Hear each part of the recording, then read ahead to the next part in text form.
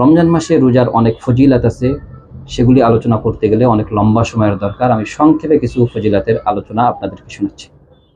1 নম্বরে রাসূলুল্লাহ সাল্লাল্লাহু আলাইহি ওয়াসাল্লাম বলেন, যে ব্যক্তি রমজান মাসে ঈমানের সাথে সওয়াবের আশায় রোজা রাখবে, আল্লাহ তাআলা তার অতীতের সমস্ত গুনাহ মাফ করে দেবেন। সুবহানাল্লাহ। 2 নম্বরে রোজার প্রতিদান আল্লাহ তাআলা নিজে দান করবেন। 3 নম্বরে আল্লাহ তাআলা রোজাদারকে কিয়ামতের ময়দানে এক বিশেষ পানীয় পান করাবেন।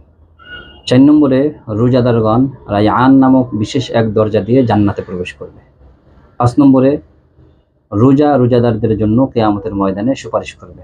6 নম্বরে রোজাদারের মুখের গন্ধ আল্লাহ তাআলার কাছে মিশক আম্বারের চেয়েও অধিক সুগন্ধিময়।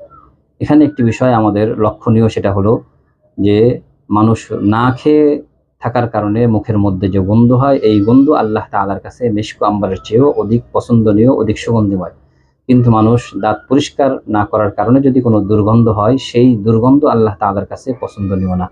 এজন্য রমজান মাসে অধিক পরিমাণে মিসওয়াক করতে হবে, এবং রোজাদার না খেয়ে থাকার কারণে তাদের মুখের যে গন্ধ, এই গন্ধ আল্লাহ তাআলার কাছে সুগন্ধিময়।